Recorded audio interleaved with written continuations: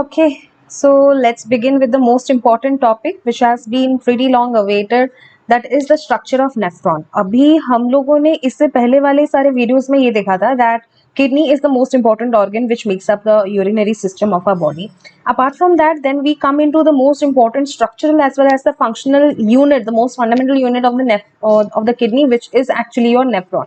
तो नेफ्रॉन को अभी आप लोग ये वाले पर्टिकुलर स्लाइड में देख रहे हो कि स्ट्रक्चर ऑफ नेफ्रॉन के साइड में एक बड़ा सा मैगी जैसा बनाया हुआ कोई चीज वहां पे रखा हुआ है, तो that is actually your nephron. और ये नेफ्रॉन जितना बड़ा दिख रहा है ये एक्चुअली उतना बड़ा है नहीं, extremely microscopic, and it is not even visible to your naked eye. You will have to use high power, high resolution microscope in order to visualize each and everything which is associated with the structure of nephron. तो अभी हम लोग देखते हैं कि बहुत सारे यहाँ पे ट्यूब्स वगैरह सब कुछ यहाँ पे मेंशन किया हुआ है, एग्जैक्टली क्या चीज है उसमें हम लोग अभी फुल क्लैरिटी के संग उसको देखेंगे। ओके चलो, ओके ना coming down to structure of nephron. ना स्ट्रक्चर ऑफ नेफ्रॉन में यहाँ पे क्लियरली आप लोग देख रहे हो, वहां पे मैंने मेंशन किया हुआ है that it has two most important parts. वो two most important parts अभी ध्यान से अगर तुम लोग देखो then what is it exactly? You can clearly see that I have mentioned that one is your Malpighian corpuscle, जो कि इधर येलो में लिखा हुआ है Malpighian corpuscle, and then you have your renal tubule. So what is this Malpighian corpuscle and what is this renal tubule? अभी ध्यान से अगर नेक्स्ट स्लाइड में आप लोग को लेके जाऊं तो ये पूरा चीज जो है this is your Malpighian corpuscle. You can see something I have highlighted in yellow. तो वो है Malpighian corpuscle। बाकी जितना भी ये जो ट्यूबुलर पार्ट है ये सब कुछ यहाँ पे ये सारे ट्यूब्यूल्स इधर भरती है, that is actually your renal tubule.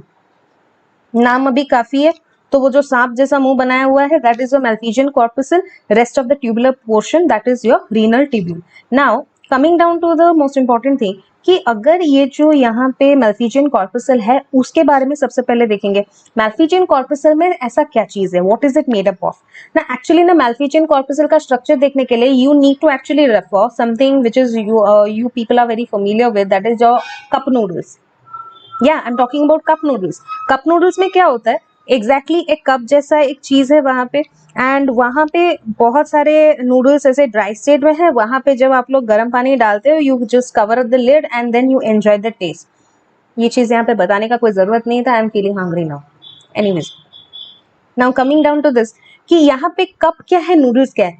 ये जो बोमन्स कैप्सूल है यहाँ पे, ये जो मैंने यहाँ पे मेंशन किया हुआ है, this is how you pronounce it, the Bowman's capsule. Bowman's capsule actually is the cup like structure, and वो कप लाइक स्ट्रक्चर में जो आपका नूडल्स है that noodles is actually your glomerulus. ठीक है, तो ये ग्लोमेरुलस का अगर आप लोग स्ट्रक्चर देखने जाए that what exactly is the structure, structurally what it is made up of. तो structurally it's structure or its made up, its composition is somewhat similar to the capillaries, लेकिन हम लोग यहाँ पे tuft of capillaries लिखते हैं, no doubt. Many of the books you will see it's a tuft of capillaries, but actually the word which we use for this is anastomizing plexus. So anastomizing plexus और capillaries में यहाँ पे difference क्या है, ये बहुत जन ऐसे question पूछते हैं। तो anastomizing complex and capillaries में difference ये है that anastomizing plexus उसका walls काफी thin है। Extremely thin wall means your substances can easily pass through it at any cost. थोड़ा सा भी अगर प्रेशर वहां पे आता है, कोई लिक्विड फ्लो कर रहा है उसके थ्रू से with great pressure, तो वहां पे immediately with a greater force is exerted on the walls of those anastomizing plexus, and because of that the most of the contents, the fluid contents, they just get removed from it. तो fluid में जितने भी liquid portion है वो सब कुछ remove हो जाता है, एंड एग्जैक्टली वही चीज यहाँ पे इन द Malpighian corpuscle होता है जिसको हम लोग बोलते हैं ultrafiltration. So ultrafiltration is extremely important in the construction और in the formation of your urine. तो यहाँ पे Malpighian corpuscle में just because of the glomerulus, extremely thin walled glomerulus which is actually an anastomizing complexes, so because of that there is ultrafiltration, means with a great pressure the blood is flowing through it, and as a result of that excessive pressure most of the fluid component is just completely removed from the blood, while the rest of the proteins, rest of the colloidal substances, they are just retained but the fluid portion comes out as a filtrate. अभी next जाते हैं हम लोग यहाँ पे देख लेते हैं कि रीनल टिब्यूल। तो रीनल टिब्यूल के बारे में जब भी हम लोग देख रहे हो, यहाँ पे दिख रहा है अच्छे से भर्ती हो रखा है, तो immediately after your Bowman's capsule and the glomerulus you can see over there, उसके बाद ही आप लोग का रीनल ट्यूब्यूल स्टार्ट हो जाता है। और ये रीनल ट्यूब्यूल के यहाँ पे अगर पार्ट्स थोड़ा अच्छे से देख लो, then it is your first that is proximal convoluted tubule, PCT, ठीक है। PCT proximal, proximal means very close to the Malpighian corpuscle, इसीलिए proximal convoluted tubule. So the first convolution over here diagram में दिखा दे रही हूँ अच्छे से। चलो कोई और कलर का ले लेते हैं, कौन से कलर का, रेड, चलो ठीक है। ये वाला रीजन जो है it is actually close to your Bowman's capsule, और ये वाला जो एरिया है it is actually very far away from the Bowman's capsule. क्यों? दोनों में काफी डिस्टेंस का, काफी लेंथ का डिफरेंस है यहाँ पे, तो इसीलिए जो कॉर्पसल के पास है उसको हम लोग बोलते हैं वहां पे प्रॉक्सिमल कन्वोल्यूटेड ट्यूब्यूल। जो कॉर्पसल से दूर है उसको हम लोग बोलते हैं डिस्टल कन्वोल्यूटेड। कन्वोल्यूटेड का मीनिंग क्या है? मीन्स जहां पे मुड़ा हुआ हो।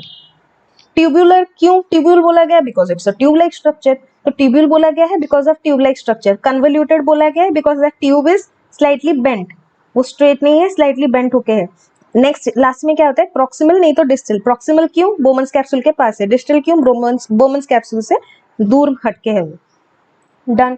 अभी नेक्स्ट यहाँ पे देख लो कि बीच में ना मैंने एक चीज मेंशन किया है अबाउट लूप ऑफ हेनले। ये हेनले नाम का जो प्राणी था, यहाँ पे आप लोग क्लियरली देख सकते हो, उसने एक यू शेप लूप बनाया, यहाँ पे देख लो, मैं हाईलाइट भी की हूँ यहाँ पे। So that U shape loop over there it is called the Henle's loop, and वो Henle's loop proximal convoluted tubule, loop of Henle and the distal convoluted tubule, it is extremely associated one very important function which is called your tubular reabsorption and tubular secretion. मतलब जितना दिए थे ना उतना वापस भी हम लोग को लेना है। तो यही फीचर के वजह से हम लोग का यूरिन जो है उसमें बहुत ज्यादा पानी नहीं होता, इट इज एक्सट्रीमली कंसेंट्रेटेड। बहुत सारे जो सिलेक्टिव सब्सटेंसेस वहां पे आते हैं, it is just because of ultrafiltration, tubular reabsorption and tubular secretion. तो वो सारी चीजें एक संग नहीं होती, वो पूरे नेफ्रॉन में होता है, लेकिन फेज बाय फेज। जैसे कि बोमन्स कैप्सूल में अल्ट्राफिल्ट्रेशन हुआ, लेकिन उसके बाद नेक्स्ट प्रॉक्सिमल कन्वोल्यूटेड ट्यूब्यूल से लूप ऑफ हेनले तक, वहां पे ट्यूबुलर रीअब्जॉर्प्शन हो गया। फिर लूप ऑफ हेनले का जो ऊपर वाला जो हिस्सा है थोड़ा डिस्टल कन्वोल्यूटेड ट्यूब्यूल के पास, वहां पे थोड़ा रीअब्जॉर्प्शन हो गया। Then some of the essential drugs and hormones which you have actually consumed, drugs, medicinal drugs, then that will be also released while the distal convoluted tubule comes to the place. तो उसी हिसाब से आपका जो urine formation है, हर जगह पे उसका एक अलग स्टेप होता है, जिसके वजह से वो कंप्लीट यूरिन फिर लास्ट में आके फॉर्मेशन होता है। So that is what the whole set of significances. अभी यहाँ पे अगर थोड़ा सा ध्यान से देखो कि ये जो मैल्फिजियन कॉर्पसल है, यहाँ पे क्लियरली दिख रहा है, ग्लोमेरुलस अच्छे से दिख रहा है यहाँ पे यू कैन एक्चुअली सी, ये जो डायग्राम है it is about the juxtaglomerular apparatus। तो ये जो जक्स्टाग्लोमेरुलर apparatus है यहाँ पे, it is actually consisting of your the arterioles. ना आर्टेरियोल्स क्या है यहाँ पे दिख रहा है एक सीक्वेंस अच्छे से। चलो थोड़ा इसको ना मैं ब्लैक से मार्क करती हूँ ताकि थोड़ा डिफरेंस समझ भी आए। ये हुआ तुम्हारा एक आर्टेरियोल, यहाँ पे हो गया टफ्ट ऑफ कैपिलरीज या फिर एनास्टोमाइजिंग प्लेक्सस जिसको बोलते हैं। Then comes another arteriole. Arteriole क्या है? कैपिलरीज आर्टरी एंड वेन्स के बीच में है, तो आर्टरी एंड कैपिलरीज के बीच में जो फाइन ब्रांचेस हैं उनको आर्टेरियोल बोलते हैं। उसी तरह अगर कैपिलरीज और वेन्स के बीच में का वो चीज अगर देखो, then that is called your venule. तो यहाँ पे आर्टेरियोल जो दिया हुआ है उसका मतलब क्या है?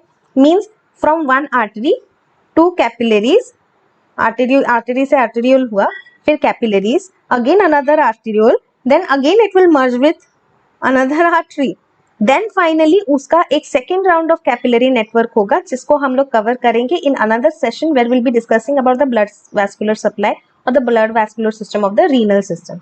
लेकिन यहाँ पे हम लोग क्या देख रहे हैं कि कौन से ब्लड वेसल से तुम लोग का ब्लड आता है, ग्लोमेरुलस फॉर्मेशन होता है एंड ब्लड वहां से फिर से निकल के जाता है। तो इसको ये सीक्वेंस अगर आप लोग को याद रखना है, then you have to remember age, AGE means afferent से अंदर गया इनटू ग्लोमेरुलस, फिल्ट्रेशन हुआ, then through the efferent arteriole the highly concentrated blood is moving out. तो अगर वहां पे पूछा जाए कि हाईली कंसेंट्रेटेड ब्लड आपको कहां पे मिलेगा, एफरेंट आर्ट्रियोल या फिर एफरेंट आर्ट्रियोल, तो यहाँ पे स्पेलिंग अगर कंफ्यूजन हो ना तो A और F के बीच में डिफरेंस वहां पे देख लो। एफरेंट मीन्स वहां पे उसको धकेल के वो लेके जा रहा है towards the glomerulus, efferent means वहां से लेके आ रहा है। So you can actually remember the sequence जो मैंने यहाँ पे मेंशन भी किया हुआ है, that is the sequence of age. Okay, age तो सबको पता ही है, व्हाट इज एज, वो वाला एज नहीं, उम्र वाला नहीं, यहाँ पे एज थोड़ा डिफरेंट है। Okay, afferent, glomerulus, efferent. Now moving on to one important part, यहाँ पे इन द बोमन्स कैप्सूल अगर देखो तो वहां पे बोमन्स कैप्सूल का स्ट्रक्चर भी देखोगे, then it is actually double walled, ठीक है। उसमें भी 2 वॉल्स है, कप शेप है, नो डाउट। एंड वो 2 वॉल्स में एक्चुअली डिफरेंस ये है कि वो दोनों वॉल्स में ना अगर ध्यान से देखो, मान लो कि this is the inner most wall, okay. ये जो पूरा आप लोग का दिख रहा है, यहाँ पे मैंने येलो से पूरा मार्किंग किया हुआ है, ये है तुम लोग का the wall of the glomerulus, sorry the wall of the Bowman's capsule, I am extremely sorry. तो यहाँ पे जो इनर मोस्ट है उसको हम लोग यहाँ पे बोलते हैं द विसरल लेयर, ठीक है, of the Bowman's capsule. And जो आउटर मोस्ट है एक्सपोज टुवर्ड्स द ग्लोमेरुलस, वहां पे आपको हम लोग उसको क्या बोलेंगे, we call it the endothelium.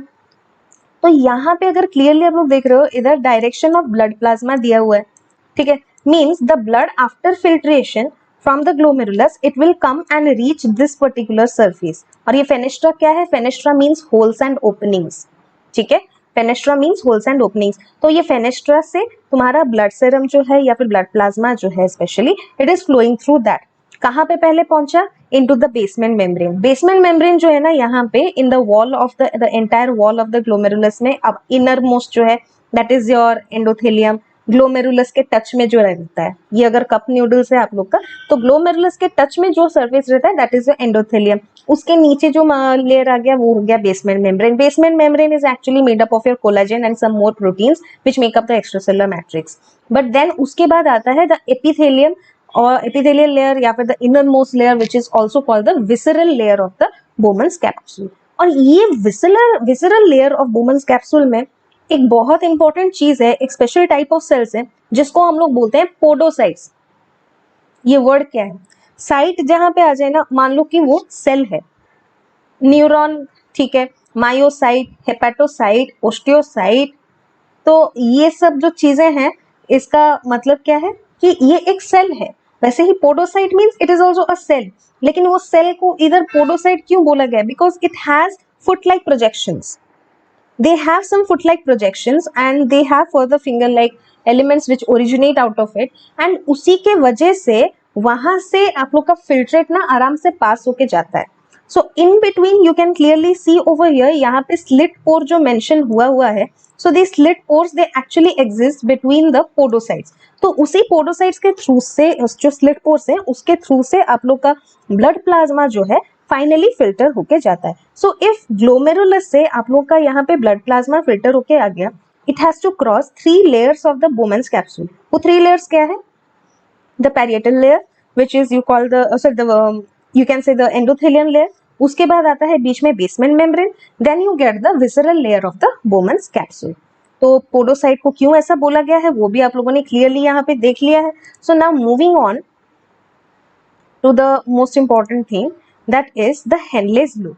अभी बोमन्स कैप्सूल का, मैल्फिजियन कॉर्पसल का, वहां पे उसका किस्सा खत्म, लेकिन यहाँ पे रीनल ट्यूब्यूल को अगर ध्यान से देखो, रीनल ट्यूब्यूल के अंदर क्या है, वो भी ट्यूब लाइक स्ट्रक्चर है। मैंने क्लियरली बता दिया था कि वहां पे अल्ट्रा फिल्ट्रेशन का जितना काम है वो सब आप लोग का है कहाँ पे, Bowman's capsule and glomerulus. Malpighian corpuscle में वो चीज हो गया, लेकिन उसके बाद जब आता है हम लोग का tubular reabsorption, then tubular secretion, तो वो सब चीजों का काम ना यहाँ पे ये रीनल ट्यूब्यूल करता है। तो एब्जॉर्प्शन एंड सेक्रेशन के लिए some special elements are also required. What type of epithelial tissue will make this up, tissue chapter में वो चीज हम लोगों ने पढ़ा था, क्यूबॉइडल एपिथेलियम। तो cuboidal epithelium makes up almost the entire portion of the renal tubule, inner walls of renal tubule. ये 1 मार्क का क्वेश्चन आता है, ठीक है। तो उसके बाद नेक्स्ट हम लोग देखते हैं कि उसके अंदर ऐसा क्या चीज है फर्दर जिसके वजह से पूरा कंप्लीटली वहां पे बहुत सारी चीजों का रीएब्जॉर्प्शन होता है। ध्यान रहे यहाँ पे मैं एब्जॉर्प्शन नहीं बोल रही हूँ, मैं यहाँ पे रीएब्जॉर्प्शन बोल रही हूँ। क्यों, ऑलरेडी मतलब एक वर्ड को बोलते हैं, एक लाइन बोलते हैं, थूके हुए को चाटना। एक चीज को थूक दिया है उसको वापस से चाटना, ये वैसा है। उसको निकाल के फेंक दिया था लेकिन वापस से अभी उसको रीएब्जॉर्ब किया है, तो मतलब वापस से अपने अंदर ले लिया है उसको, तो that's why the word used over here is reabsorption. तो यहाँ पे रीएब्जॉर्प्शन एंड सेक्रेशन के लिए जो स्पेशल स्ट्रक्चर है apart from cuboidal epithelium, that is a microvilli. यहाँ पे ध्यान से अगर देखोगे ना, यहाँ पे मैंने माइक्रोविली मेंशन भी किया है, येलो से देखो हाईलाइट हो रहा है इधर जहाँ पे थ्योरी दिया हुआ है। So loop of Henle, proximal convoluted tubule, loop of Henle, distal convoluted tubule. Loop of Henle में यहाँ पे देखो प्रॉक्सिमल कॉन्वोल्यूटेड ट्यूब्यूल से पूरा नीचे की तरफ जो जा रहा है that is your descending limb. क्यों? एक हाइट से नीचे आ रहा है इसीलिए डिसेंडिंग लिम्ब। फिर वापस से यू बन के फिर से ऊपर जा रहा है, that's why it is the ascending limb. So you can say descending U and ascending limb. Okay, that is clear. And हर जगह पे रेट या फिर द अमाउंट और the type of substance reabsorb is very much different. ठीक है, तो कौन से जगह पे क्या रीअब्सॉर्प्शन ज्यादा होता है वो हम लोग पढ़ेंगे, but only during the session which covers the tubular reabsorption, वो एक अलग ही सेशन होगा उसमें। Okay, so now over here the terminal part. यहाँ पे एक चीज देख लो, यहाँ पे मैंने मेंशन भी किया हुआ है कि the entire PCT and DCT it is filled with microvilli, no doubt. लेकिन अगर दोनों को कंपेयर करो तो किसमें ज्यादा माइक्रोविली होगा? It is the proximal convoluted tubule and that descending limb of loop of Henley. क्यों? क्योंकि वहां पे रीअब्सॉर्प्शन ज्यादा है, जहां पे ज्यादा रीअब्सॉर्प्शन वहां पे ज्यादा माइक्रोविली। ये भी एक शॉर्ट क्वेश्चन या फिर आंसर इन वन वर्ड या फिर choose the correct alternative MCQ जैसे आ सकता है। Now coming down to the terminal part of the DCT. DCT के बाद क्या? यहाँ पे क्लियरली दिख सकता है DCT के बाद यहाँ पे ये लोग कलेक्टिंग ट्यूब्यूल्स बन रहे हैं। नेफ्रॉन क्या एक है वहां पे? नेफ्रॉन करोड़ों है वहां पे हमारे किडनीज में। तो वो किडनीज के जो नेफ्रॉन से करोड़ों हैं, उनका जो मैल्फिजियन कॉर्पसल है it lies in the renal cortex. याद है रीनल कॉर्टेक्स का मैंने बताया था, it shows dotted appearance. It is because of the presence of Bowman's capsule and this glomerulus which makes up the malphizian corpuscle. जबकि renal medulla में cortex के नीचे जो रहता है वहां पे आप लोग का यहाँ ये जो रीनल ट्यूब्यूल है वो उसका वो वाला हिस्सा वहां पे रहता है। यहाँ पे क्लियरली देखो, मैं यहाँ पे सर्कल भी घुमा रही हूँ, कॉर्टेक्स लिखा है इधर और यहाँ नीचे में मेडुला लिखा है। अभी सर्कल घुमा दिया, उधर क्लियर हो गया। Means which portion lies in the cortex, now you are absolutely clear. Which portion lies in the renal medulla, that also you are clear. तो ये जो डीसीटी के बाद ना यहाँ पे उसको हम लोग जंक्शनल ट्यूब्यूल भी बोलते हैं या फिर कनेक्टिंग ट्यूब्यूल बोलते हैं। फाइनली द डीसीटी और the collect becomes the collecting ducts. बहुत सारे कलेक्टिंग डक्ट्स जब बन जाते हैं they form the ducts of Bellini, and those ducts of Bellini they will empty all the contents which is the final urine product through the ureter into the urinary bladder in order to form the urine, and finally at the time of the urge of micturition that thing will be expelled out of your body. That's all. तो यही था तुम लोग का total structure of nephron, और कुछ नहीं है। तो स्ट्रक्चर ऑफ नेफ्रॉन जब भी एक लॉन्ग क्वेश्चन आता है, कभी कभी 7 मार्क का लॉन्ग क्वेश्चन आएगा, describe the structure of nephron, वहां पे अल्ट्राफिल्ट्रेशन, ट्यूबुलर रीअब्सॉर्प्शन, सेक्रेशन वो सब नहीं लिखना। You have to only mention this much. अब मैंने डायग्राम्स दिया है यहाँ पे इसीलिए तुम लोग का इतना सारा यहाँ पे स्लाइड्स हो गया, लेकिन मान लो अभी अगर तुम लोग लिखने पे आओगे तो वहां पे इतने सारे चीजों की जरूरत नहीं होगी तुम लोग को।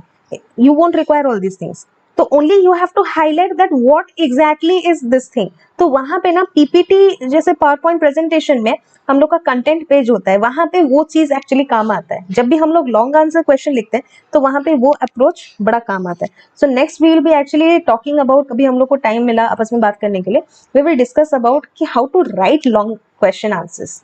ठीक है, बहुत इंपॉर्टेंट है। 7 मार्क होता है उसमें, 7 मार्क तुम लोग इतना लिख के भी ला सकते हो, 3-4 पेज लिख के भी ला सकते हो, लेकिन 3-4 पेज लिखने के लिए you can not sacrifice your time, because अगर सैक्रिफाइस किया वहां पे तो बाकी चीजों पे ध्यान नहीं दे पाओगे। तुम लोग को बाकी चीजों पे उसको समझ के आंसर फ्रेम आउट करना तुम्हारे लिए कम पड़ जाएगा टाइम एकदम। तो इसीलिए you have to understand that कैसे हम लोग को करना है ताकि कम टाइम में हम लोग अप्रोप्रिएट एक्यूरेट आंसर्स लिखें, एंड देन हम लोग बाकी टाइम कैसे हम लोग जुडिशियसली यूज करें for attempting the rest of the questions. ठीक, Okay, so I hope you really liked the video regarding the structure of nephron। और नेफ्रॉन के बारे में जब भी आप लोग को पूछा जाए ना तो इतना ही आप लोग को मेंशन करना है, no doubt in that. So in case you require any type of guidance regarding कि क्या लिखना है, कैसे लिखना है, कितना मेंशन करना है, कितना नहीं करना है, डायग्राम देना है कि नहीं, ब्ला ब्ला ब्ला ब्ला ब्ला, तो वो सब कुछ आपको डिटेल्स में अगर जानना है then you can actually talk to me, you can write your questions, you can write your queries in the comment section. And इसके बाद जो नेक्स्ट वीडियोज अभी होंगे it will be mostly actually covering your formation of urine, then हम लोग का tubular reabsorption क्या है, अल्ट्राफिल्ट्रेशन क्या है, ट्यूबुलर सेक्रेशन क्या है, what are the various processes which help in the formation of urine, then talking about the blood vascular system of the which is present for the kidneys or you can say the urinary system of the body। तो तो वही सब चीज़ें हम लोग cover up करेंगे. So I hope this video was really helpful to you. और अगर क्विक रिविजन करना है एग्जाम से पहले, ओवरनाइट पूरे साल कुछ नहीं पढ़ा, तो ये video I assure you, you are going to get the most benefit out of this. इतना तो मैं एश्योरेंस दे ही सकती हूँ. So in case you require any more help, you can feel free to talk to us and text us.